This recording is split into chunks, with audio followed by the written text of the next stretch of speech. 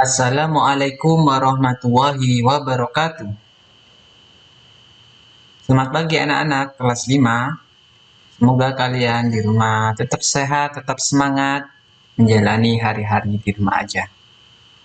Untuk pembelajaran hari ini, kita akan belajar tentang tema 7. Tema 1, peristiwa kebangsaan masa penjajahan. Materinya, materi IPS. Sebelum belajar, alangkah baiknya kita berdoa terlebih dahulu supaya kalian mendapatkan ilmu yang bermanfaat di pembelajaran tema pada kali ini. Jika berdoa, doa sebelum belajar. Bismillahirrahmanirrahim. Alhamdulillahirabbil alamin. Ar-Rahmanir-Rahim. Maliki yaumiddin. Iyyaka na'budu wa iyyaka nasta'in. Ihdinas siratal mustaqim. Siratal ladzina an'amta 'alaihim ghairil maghdubi 'alaihim waladdallin. Amin. Bismillahirrahmanirrahim. Radina billahi rabba wa bil islami dina wa bi muhammadin nabiyya wa rasulah.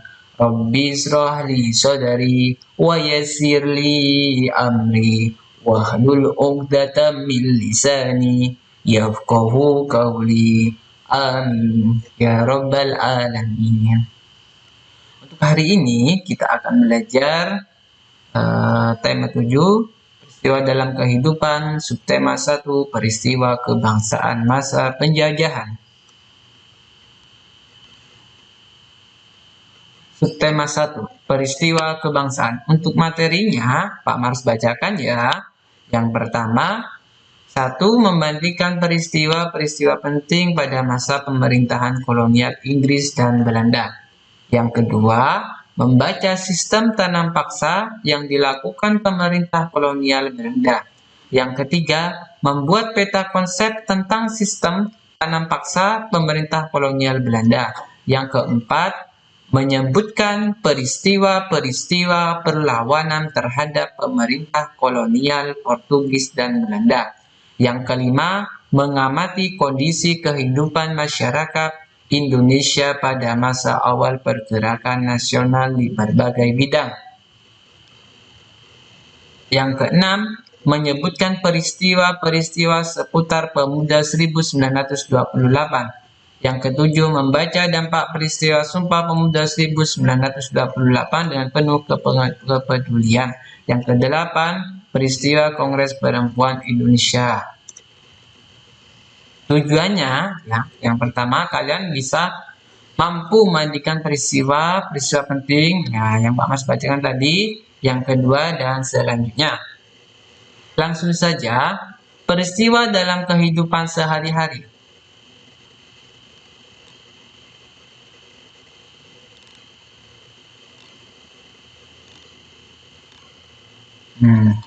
Yang pertama, biasanya kalian tidak akan lepas dalam peristiwa atau kejadian dalam kehidupan sehari-hari. Misalnya, ini peristiwa kebahagiaan, peristiwa menang lomba, juara 1 atau juara Olimpiade IPA, Bahasa Indonesia, ngaji, dan sebagainya. Nah, ini kalian dipanggil di depan. Yang kedua ini peristiwa kalian waktu masuk rumah sakit atau kejadian. Yang ketiga peristiwa jatuh dari sepeda, kalian merasa sakit. Yang keempat peristiwa merayakan ulang tahun. Pasti kalian tidak akan lepas dari peristiwa-peristiwa ini. Yang kelima, rumah kebanjiran. Biasanya di berita sekarang itu banyak rumah-rumah kebanjiran, ya. Yang keenam, peristiwa tamasya ke kebun binatang. Pasti kalian sudah melalui peristiwa ini. Dalam kehidupan kita sehari-hari tidak akan lepas dengan peristiwa-peristiwa tersebut.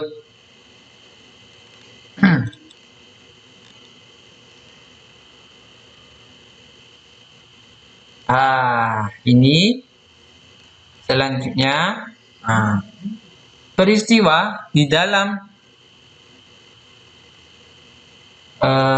buku kalian, di buku paket kita akan belajar peristiwa kedatangan bangsa barat.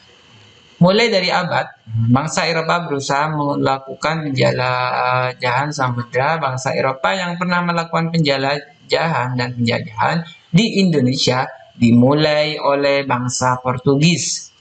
Kapal mereka pertama kali mendarat di Malaka pada tahun 1911. Berikutnya ialah bangsa Spanyol yang mendarat di Tidore, Maluku pada tahun 1521. Kemudian disusul oleh bangsa Inggris dan bangsa Belanda. Kapal-kapal Belanda pertama kali mendarat di Pelabuhan Banten pada tahun 1956. Nah, faktor pendorong apakah mereka datang ke samudra? Nah, yang pertama, tadi yang datang itu mulai dari bangsa Eropa. Di antaranya bangsa Portugis, terus bangsa Spanyol, terus Belanda dan Inggris. Diingat-ingat ya, kedatangan bangsa barat mulai dari bangsa Eropa, Portugis, Spanyol, bangsa Inggris dan bangsa Belanda. Kenapa mereka datang ke Indonesia? Karena di Indonesia itu sendiri ya, yang disebut dengan Gembah Rimpah Locinawi, tanahnya subur-subur, penghasil pertanian yang banyak sekali ya, mulai dari tanaman, buah-buahan dan sebagainya. Yang pertama, tujuan mereka datang ke Indonesia yakni adalah adanya keinginan mencari kekayaan. Kekayaan yang mereka cari terutama adalah rempah-rempah. Sekitar abad ya, ini di Eropa harga rempah-rempah sangat mahal. Harga rempah-rempah semahal emas. Mereka sangat membutuhkan rempah-rempah untuk industri obat-obatan dan bumbu masak. Nah, kenapa mereka datang ke Indonesia untuk merebut atau ingin menjajah bangsa Indonesia? Karena di Indonesia sangat melimpah sekali rempah-rempah, terutama rempah-rempah untuk sebagai obat-obatan dan untuk bumbu-bumbu masak. Jahe, kunir dan sebagainya, bawang merah dan sebagainya ya. Selanjutnya, adanya keinginan menyebarkan agama. Selain mencari kekayaan dan tanah jajahan, bangsa Eropa juga membawa misi khusus. Misi khusus tersebut adalah menyebarkan agama kepada penduduk daerah yang dikuasainya. Tugas mereka ini dianggap sebagai tugas suci yang harus dilaksanakan ke seluruh dunia dan dipelopori oleh bangsa Portugis. Nah, tujuan mereka tuh beraneka ragam ya, mulai dari ingin merebut rempah-rempah, mencari kekayaan, terus menyebarkan agama. Selanjutnya, keinginan mencari kejayaan, ya, mencari popularitas, kekuasaan, ingin merebut wilayah tanah di Indonesia. Di Eropa ada suatu anggapan bahwa apabila suatu negara mempunyai banyak tanah jajahan, negara tersebut termasuk negara yang jaya. Dengan adanya anggapan ini, negara-negara Eropa dan berlomba-lomba untuk mencari tanah jajahan sebanyak-banyaknya. Ingin berkuasa ya. Selanjutnya,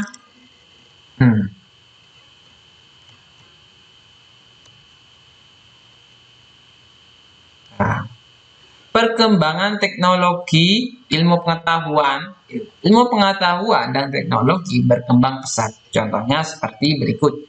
Dikembangkannya teknik pembuatan kapal yang dapat digunakan untuk mengarungi samudra luas. Nah, ini contoh kapal-kapalnya ya. Terus yang kedua, ditemukannya mesiu untuk persenjataan. Senjata dapat digunakan untuk melindungi pelayaran dari ancaman bajak laut dan sebagainya.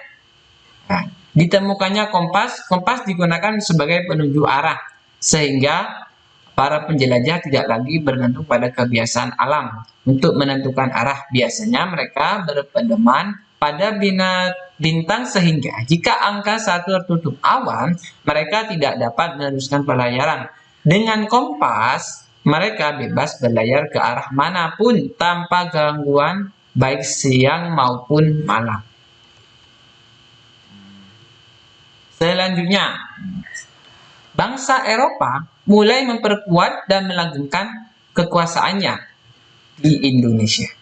Mereka membentuk pemerintah kolonial dengan berlaku tidak adil terhadap rakyat Indonesia, semena-mena memperlakukan rakyat Indonesia, karena mereka ya ingin menguasai tanah kita, ingin mencari kekayaan, ingin menyebarkan agama, ingin ya dan sebagainya. Demi semboyang, mewujudkan semboyang 3G. Apa itu 3G? Ya tadi gold, kejayaan tadi, kejayaan. Mereka itu sampai merebut kekayaan dan sebagainya. Demi mewujudkan semboyang 3G, bangsa Eropa di Indonesia membentuk pemerintahan kolonial di Indonesia. Tidak lagi hanya urusan perdagangan, pemerintah kolonial yang mereka bentuk semata-mata hanya untuk melanggengkan dan perluas kekuasaan mereka terhadap bangsa-bangsa Indonesia. Penderitaan rakyat Indonesia pun semakin bertambah. Pemerintah kolonial melakukan penindasan-penindasan dengan membuat peraturan dan program kerja yang hanya menguntungkan pihak mereka sendiri, seperti kerja paksa, tanam paksa, dan lain-lain. Dan korbannya pun rakyat Indonesia. Bagaimana pemerintahan kolonial di Indonesia terbentuk? Bagaimana pula kondisi rakyat Indonesia? Bacalah berikut dengan seksama. Selanjutnya, peristiwa-peristiwa masa pemerintahan kolonial Inggris. Setelah berhasil menguasai Indonesia, pemerintah Inggris kemudian mengangkat Thomas Stamford Raffles sebagai letnan gubernur di Indonesia. Raffles memulai tugasnya pada tanggal 19 Oktober 1811. Raffles sendiri, ya, Thomas ini mempunyai kebijakan di bidang ilmu pengetahuan. Nah, yang pertama, mengundang ahli pengetahuan dari luar negeri untuk mengadakan berbagai penelitian ilmiah di Indonesia. Yang kedua, Raffles bersama Arnoldi berhasil menemukan bunga bangkai sebagai bunga raksasa dan terbesar di dunia. Bunga tersebut diberi nama ilmiah dari Rafflesia arnoldii. Yang ketiga, Raffles menulis buku History of Java dan merintis pembangunan kebun raya Bogor. Kebun raya Bogor merupakan kebun geologi yang mengkoleksi berbagai jenis tanaman di Indonesia, bahkan dari berbagai penjuru dunia. Kebijakan di bidang ekonomi menghapus kontingen penyerahan diganti dengan sistem sewa tanah. Semua tanah dianggap milik negara, maka petani harus membayar pajak sebagai uang sewa. Sangat kejam sekali ya. Disuruh bayar pajak, disuruh disiksa, tanam paksa, dan macam-macam. Nah, upaya Raffles menerapkan sistem pajak tanah mengalami kegagalan karena faktor-faktor tersebut. Kebijakan-kebijakan Raffles ini ketika mengajak rakyat Indonesia itu sangat banyak yang tidak setuju. Yang pertama, karena kenapa ini gagal? Yang pertama, sulit menentukan besar kecilnya pajak bagi pemilik tanah karena tidak semua rakyat mempunyai tanah yang sama. Yang kedua, sulit menentukan luas sempitnya dan tingkat kesuburan tanah petani. Yang ketiga, keterbatasan pegawai-pegawai Raffles. Nah, Raffles sendiri mempunyai ide, mempunyai kebijakan, tapi pegawainya itu sedikit sehingga tidak bisa membuat program-program atau mengakomodir rakyat-rakyat Indonesia yang begitu banyak. Indonesia dulu banyak. Yang keempat, masyarakat desa belum mengenai sistem uang. Nah, kalau dulu sistemnya itu sistem barter. Barang sama barang. Ya, kamu punya barang, punya hasil tanam padi, biasanya ditukar dengan gandum. Nah, itu antar petani sering seperti itu. Sedangkan pihak Raffles sendiri menginginkan masyarakat menjual tanahnya itu dalam bentuk sistem uang. Nah, dulu masih belum ada uang. Jadi, Raffles sendiri kenapa mengalami kegagalan dalam menerapkan sistem pajakan. Yang kedua, kebijakan di bidang pemerintahan, pengadilan, dan sosial. Dalam bidang ini, Raffles menetapkan kebijakan berikut. Pulau Jawa dibagi menjadi 16 keresidenan termasuk Yogyakarta dan Surakarta.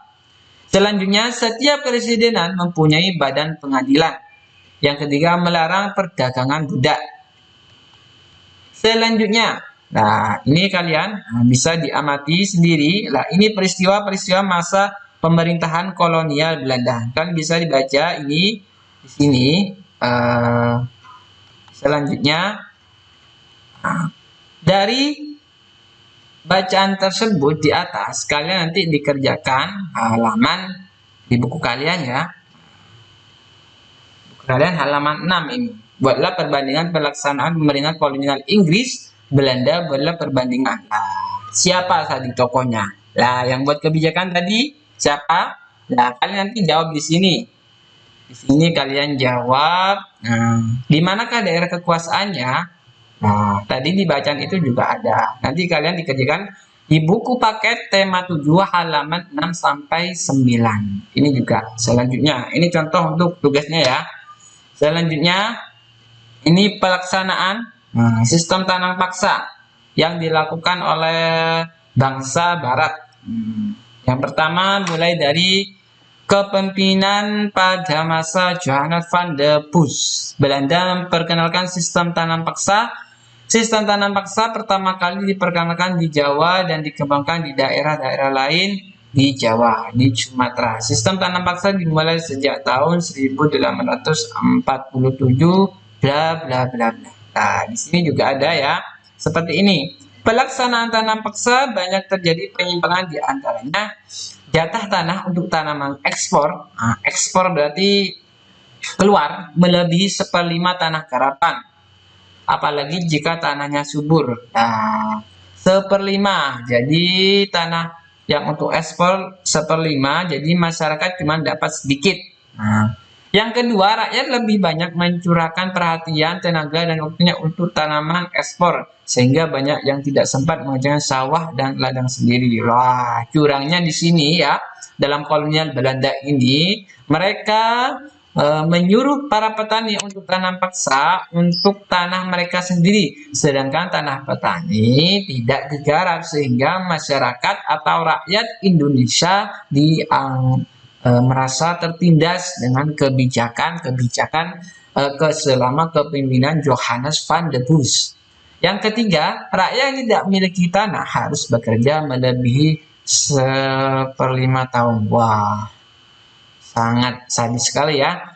Yang keempat, waktu pelaksanaan tanam paksa ternyata melebihi waktu tanam padi 3 bulan, sebab tanaman-tanaman perkebunan memerlukan perawatan terus-menerus. Setiap kelebihan hasil panen dari jumlah pajak yang harus dibayarkan kembali kepada rakyat, ternyata tidak dikembalikan kepada rakyat ya. Kegagalan panen tanaman wajib menjadi tanggung jawab rakyat. Wah, ini kalau gagal untuk rakyat, kalau berhasil untuk Johannes. Ini sangat tidak adil sekali. Banyak rakyat Indonesia. Selanjutnya, nah, penyimpangan juga banyak di sini. Tanam paksa dilakukan oleh Belanda ternyata mengakibatkan aksi penentangan. Berkat adanya kecaman dari berbagai pihak, akhirnya pemerintah Belanda menghapus tanam paksa secara bertahap. Salah satu tokoh Belanda yang menentang sistem tanam paksa adalah Douwes Dekker dengan nama samara Multatuli. Edward Douwes Dekker. Lah, ini gambar orangnya ya. Ini menentang dari pihak Belanda sendiri, dia menentang sistem tanam paksa ini karena banyak merugikan rakyat Indonesia. Dia menentang tanam paksa dengan mengarang buku berjudul Make Harvard. Ya, langkah-langkah tersebut lah ini. Dia mengusulkan langkah-langkah untuk membalas budi baik kepada bangsa Indonesia. Ya, balas budinya ada pendidikan, membangun saluran pengairan irigasi, memindahkan penduduk dari daerah yang padat ke daerah yang jarang penduduknya, transmigrasi. Selanjutnya, nah nanti kalian ayo temukan kosakata baku dan kata serapan pada bacaan yang berjudul Sistem Tanaman Paksa. Lah tadi kolonial Belanda, jadi bacaan itu kalian nanti cari kosakata baku ya atau kata serapan. Kamu bisa mencarinya di KBBI, di Go Browsing juga ada, di Play Store kalian download KBBI juga ada. Bertanya kepada orang tua atau bapak ibu kalian di rumah. Perhatikan cara-cara menggunakan kamus. Pilih sebuah kata dari daftar kosakata barumu, misalnya pilar. Yang kedua, bukalah kamusmu, carilah daftar kata yang dimulai dengan huruf awalan P. Ingat, setiap kata pada kamus selalu didirikan berdasarkan huruf abjad. Yang ketiga, dalam daftar kata yang berhuruf awal P, carilah daftar kata yang dimulai dengan P. Yang keempat, carilah daftar kata yang dimulai dengan P. Kata pilar akan kamu temukan di antara kata-kata itu. Selamat mencari. Nah, contohnya, kosakata pada bacaan ya, wajib, artinya apa? Harus dilakukan. Kolonial, artinya apa?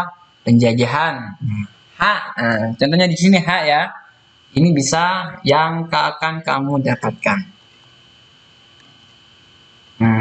Setelah itu kalian setelah membaca, mencari kosakata baku atau kata serapan pada bacaan tersebut, kalian nanti untuk bisa memahami bacaan itu, kalian membuat bagan. Tentunya untuk membuat bagan ini sudah berulang-ulang. Dan tak lupa kalau ini berupa pertanyaan, bagan ini berupa pertanyaan 5W plus 1H. Apa kata paksa itu? Nah, kalian sudah bisa jawab. Kalian tadi sudah membacanya. Di mana kata paksa dilaksanakan? Tentunya di bacaan itu. Kalau kalian membaca, langsung bisa menjawabnya. Ini sebagai juga bentuk tugasnya. Nah, ini reaksi rakyat Indonesia terhadap pemerintah kolonial setelah tadi dijajah, terus ada pertentangan. Nah, ini ada reaksinya ya. Peristiwa perlawanan Portugis. Nah, sebelumnya menjelang kedatangan bangsa Eropa, masyarakat di wilayah Nusantara hidup dengan tentram di bawah kekuasaan raja-raja. Kedatangan bangsa-bangsa Eropa, Indonesia mula-mula disambut baik oleh bangsa Indonesia. Nah, kalian bisa baca sendiri ini. Ini juga. Sekian, terima kasih. Semoga pembelajaran ini bisa bermanfaat. Ihdinas siratal mustaqim. Assalamualaikum warahmatullahi wabarakatuh.